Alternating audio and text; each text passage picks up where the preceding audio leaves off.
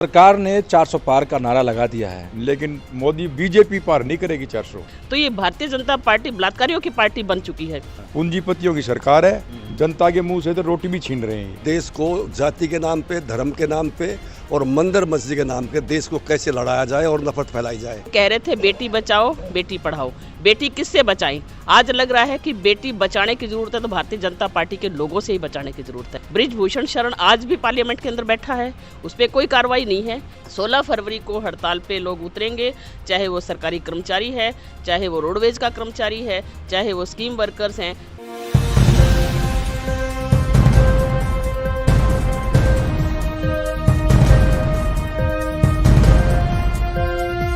नमस्कार, आप देख रहे हैं नव समाचार। मैं हूं रमाकांत उपाध्याय।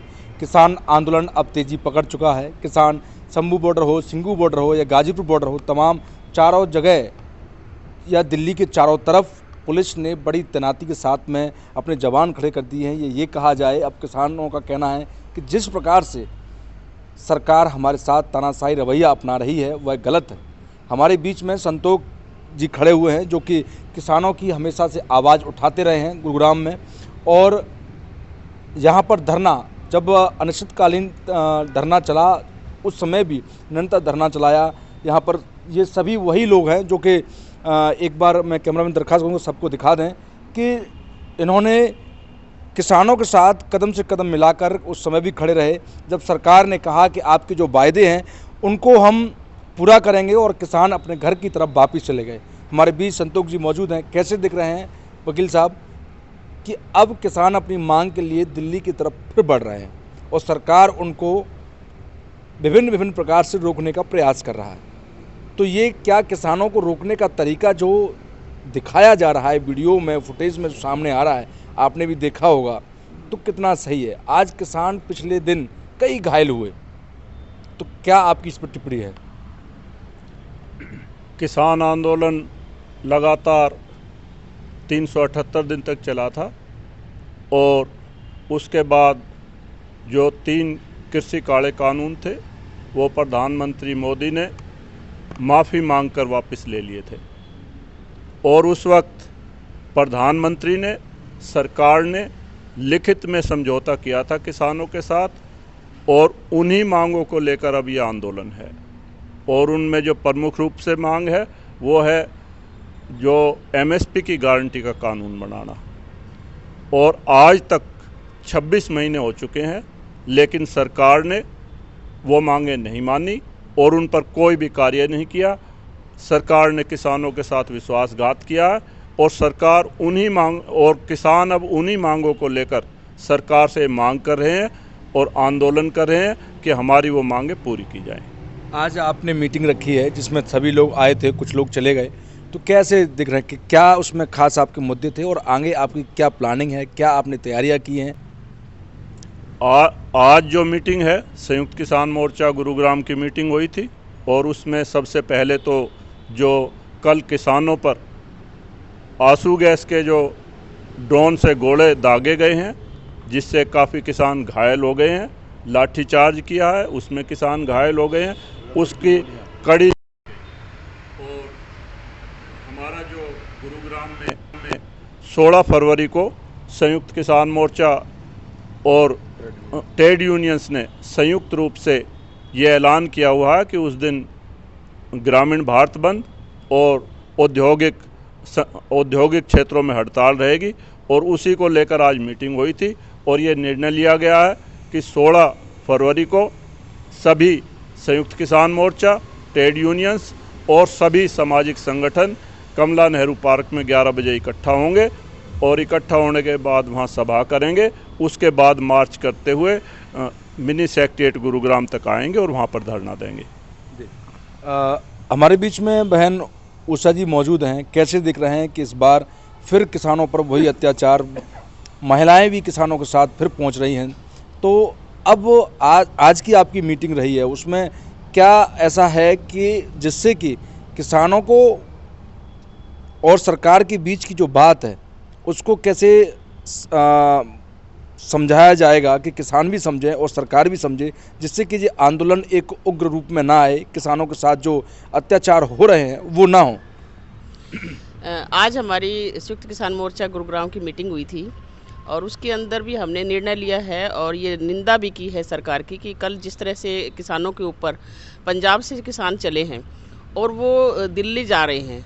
दिल्ली कोई किसी की बापोती नहीं है, वो देश की राजधानी है और राजधानी में जा कर के वो अपनी बात सुनाना चाहते हैं। बात भी कोई नई नहीं है, वही बात है जो 13 महीने पहले किसानों ने जो धरने प्रदर्शन किए थे, वहाँ पे पूरा पड़ाव डाला था। 700 किसानों ने अपनी शहादत दी थी और प्रधानमंत्री नरेंद्र मोदी ने, केंद्र सरकार ने उस समय वायदा किया था कि हम एमएसपी की गारंटी का कानून बनाएंगे और जो 3 काले कानून उन्होंने बनाए थे उनको रद्द किया जाएगा। लेकिन अभी तक भी सरकार ने उनको रद्द नहीं किया है और जो एमएसपी की गारंटी है वो भी अभी तक से जो है उसका कानून नहीं बनाया है।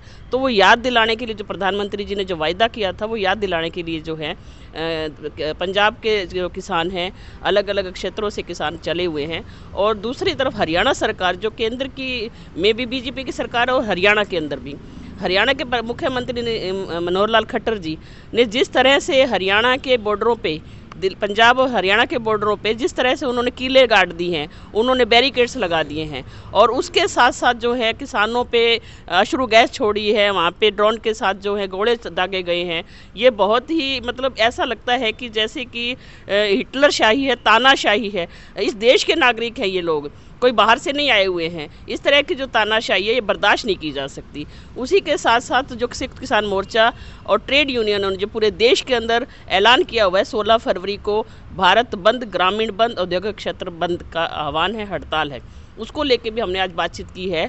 और गुड़गांव के अंदर भी 16 फरवरी को हड़ताल पे लोग उतरेंगे, चाहे वो सरकारी कर्मचारी है, चाहे वो रोडवेज का कर्मचारी है, चाहे वो स्कीम वर्कर्स हैं, चाहे वो किसान हैं, वो भी समर्थन में आएंगे। अलग अलग तरीके से औद्योगिक क्षेत्रों के लोग भी इसके अंदर शामिल होंगे। तो आप देखेंगे कि गुड़गांव के अंदर भी हज़ारों की संख्या में यहाँ पे शामिल होंगे और उसके अंदर महिलाओं की ताकत भी आप देखेंगे कि महिलाएँ भी आधी से ज़्यादा संख्या जो है बराबर में कंधे से कंधा मिलाते हुए इस लड़ाई के बीच में होंगी। और इसके साथ साथ जो सरकार जिस तरह से महिलाएँ किस लिए शामिल होंगी ये भी मैं बताना चाहती हूँ कि सरकार ने, केंद्र सरकार, प्रधानमंत्री नरेंद्र मोदी 2014 में बोल रहे थे कि बहुत हो गए अत्याचार, अब लाओ मोदी सरकार। लेकिन मोदी सरकार को तो ले आए, अत्याचार कम नहीं हुए। अत्याचार करने वाले कौन हैं? ये कह रहे थे बेटी बचाओ बेटी पढ़ाओ। बेटी किससे बचाएं? आज लग रहा है कि बेटी बचाने की ज़रूरत है तो भारतीय जनता पार्टी के लोगों से ही बचाने की ज़रूरत है। अब आप देख रहे हो कि पिछले दिनों खिलाड़ियों ने, अंतर्राष्ट्रीय स्तर के खिलाड़ियों ने आंदोलन किए। ब्रिजभूषण शरण आज भी पार्लियामेंट के अंदर बैठा है, उस पर कोई कार्रवाई नहीं है। हरियाणा का मंत्री संदीप सिंह, खेल मंत्री, वो लड़की शिक्षा डागर आज भी संघर्ष कर रही है, वो भी मंत्रिमंडल के अंदर है। मुख्यमंत्री हरियाणा के तबके मार के बोल रहे थे कि उसको बर्खास्त नहीं करेंगे, नहीं करेंगे, नहीं करेंगे। तो ये भारतीय जनता पार्टी बलात्कारियों की पार्टी बन चुकी है। दूसरी तरफ रोजगार की बात करते थे, ये 2 करोड़ लोगों को रोजगार देने की बात करके आए थे। आज हर रोज आप देखिए रोजगार खत्म है, सरकारी नौकरियां पे ख़त्म, भर्तियां बंद कर दी गई हैं। हर सस्ता मजदूर ढूंढने की कोशिश कर रहे हैं, मजदूरों को नौकरियों से बाहर करके सस्ते में मजदूर लाने के प्रयास किए जा रहे हैं। लेबर लॉ जो है, ये 4 कानून जो बनाए हैं, ये क्या है? ये इनको रद्द करने की मांग इसीलिए जो है ट्रेड यूनियंस इस पे बोल रही हैं। तो इसीलिए महिलाएं भी बराबर में कंधे से कंधा मिलाते हुए इस आंदोलन में कूदेंगी। और उसके बाद सरकार फिर भी नहीं चाहती तो हो सकता है ये लड़ाई, ये साल जो है हमारा संघर्षों का ही साल होगा। सरकार को बैकफुट में आना पड़ेगा, लोग मजबूर करेंगे। सरकार ने 400 पार का नारा लगा दिया है। क्या नाम है आपका? जयपाल धनखड़ जी धनखड़ साहब, आप देख रहे हैं कि सरकार ने 400 पार का नारा लगा दिया है, तो सरकार खुद ही कह रही है जब हमारी 400 सीट आ जाएंगी तो उनको आप सब लोगों की क्या ज़रूरत है? नहीं जी, कभी तो मोदी जी करे 370 सीट आएंगी। नारा लगाने से बात थोड़ी ना बढ़े। लहसुन का है जो 400 पार कर गया, लेकिन मोदी बीजेपी पार नहीं करेगी 400, क्योंकि पब्लिक अंदर खाने से बहुत नाराज़ है। इन्होंने कोई अपना वादा पूरा नहीं किया। पूंजीपतियों की सरकार है और पूंजीपतियों को ही सारे फायदे दे रहे हैं, जनता के मुंह से तो रोटी भी छीन रहे हैं।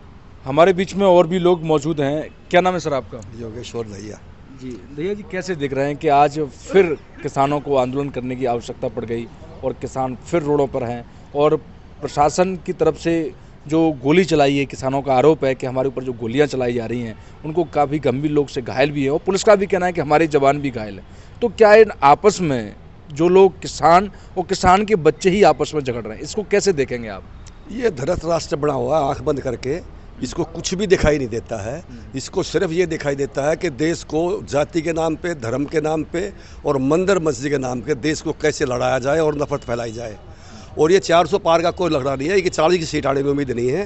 ये इसलिए डरे हुए हैं ज़्यादा कि कभी ऐसा तुम्हारी सरकार गई, तो इसलिए लोगों को डरा धमका के ईडी की रिपोर्ट, ईडी का ये वो मार के और सीबीआई के रेड दिखा के लोगों को डरा रहे हैं। जो लोग चंदा दे रहे हैं अपोजिशन पार्टी के, उनके घरों में रेड मार रहे हैं, झूठे केस बना रहे हैं, इसलिए लोगों को डराया जा रहा है और कुछ नहीं है इसके अलावा। क्या नाम है आपका? मेरा वजीर सिंह नाम है। वजीर जी, कैसे देख रहे हैं किसानों की आज जो मांग, पहले सरकार ने जो वादे किए उसको पूरा नहीं किया, अब आप लोग किसानों के साथ कैसे खड़े हैं? देखिए, जो किसान है, जो आंदोलन हुआ वो पोस्टपोन हुआ था मोदी जी के आश्वासन पे कहो। उन्होंने वादा किया था कि हम ये कानून बनाएंगे, एमएसपी का गारंटीड कानून बनाएंगे। और दूसरा साथ में ये भी था, जो बिजली कानून 2023 जो उन्होंने पेश किया हुआ है उसको भी वापस लेंगे। यही इसी वादा खिलाफी के खिलाफ दोबारा से किसान वापस इन मांगों को मनवाने के लिए आ रहे हैं। और जिसमें अब की बार ये मोर्चा व्यापक मोर्चा है, इसमें अब की बार मजदूर आंदोलन भी साथ में है, क्योंकि मज़दूरों के लिए भी जो 4 लेबर कोड सरकार ने बनाए हैं, ये असल में मज़दूरों के अधिकारों पर हमला है और उनको जो वर्तमान में मौजूद जो अधिकार हैं उनसे वंचित करना है। तो ये आंदोलन चलेगा और जब तक सरकार मजबूर नहीं होगी इन मांगों को मानने के लिए, ये तब तक आंदोलन चलेगा और हम मजबूती के साथ इस आंदोलन के साथ खड़े। ये सब वही नेता हैं जो कि किसान और मजदूरों की हमेशा से आवाज़ उठाते आए हैं और सरकार को चेताने व जगाने का काम करते आए हैं।